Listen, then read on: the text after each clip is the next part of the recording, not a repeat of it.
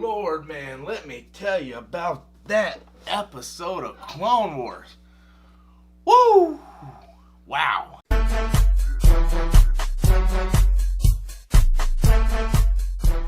Hey guys, welcome back to the channel. As always, I am Robert Storms. If you find me for the very first time, please be sure to hit that like and subscribe button. Also, guys, consider joining my Discord. So that's something new going on with the channel. So I got up bright and early this morning, made my oatmeal, sat in front of the TV and watched the latest episode of the Clone Wars. So I haven't said much about Clone Wars this season on my channel, mostly because I wasn't really happy with the episodes that we got.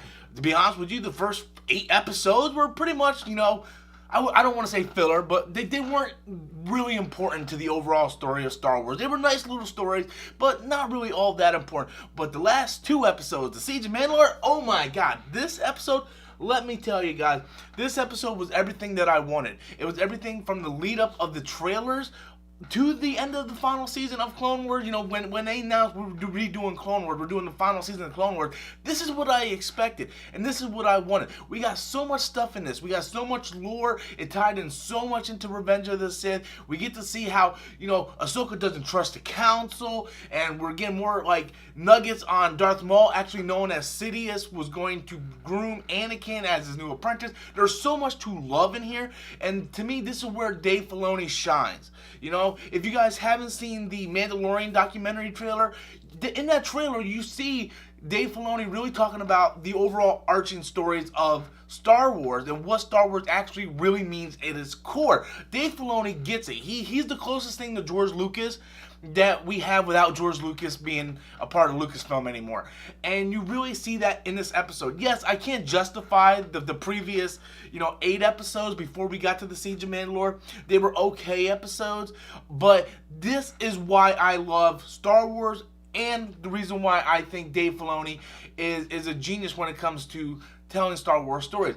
The duel between Darth Maul and Ahsoka was batshit and crazy. It was insane. I enjoyed it so much, and I really, really enjoyed this episode. It ended on a way I didn't think it was going to end, but we still have 2 parts left, so I'm curious to see where it's going to end. If you read the Ahsoka novel, you kind of know how it's going to end, but this is going to lead into Order 66, I believe. And I am really curious to see what Dave Filoni has up his sleeve for the next 2 episodes and the final 2 episodes of Clone Wars. Overall, I thought the episode was really, really phenomenal. I was actually at the edge of my seat for most of it, just hanging on to every word. Well, how much does Obi-Wan know? Does Obi-Wan, is he starting to doubt the Council himself? Does Obi-Wan know who the new apprentice?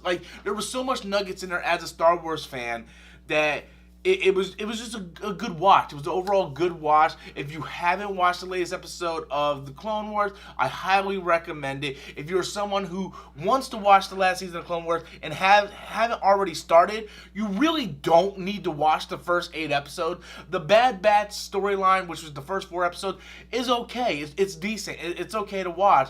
It doesn't really tie into all the connected things that we want as fans of the Jedi Council and stuff like that. The middle 4 episodes you can just skip altogether, but the Siege of Mandalore, this is phenomenal storytelling, phenomenal television, and I love it. This is why I love Star Wars. So anyway, guys, Clone Wars Season 7, The Siege of Mandalore Part 2. What do you guys think? Be sure to leave your comments in the comment box below. Until next time, as always, I'm Robert Storms, and that's my opinion.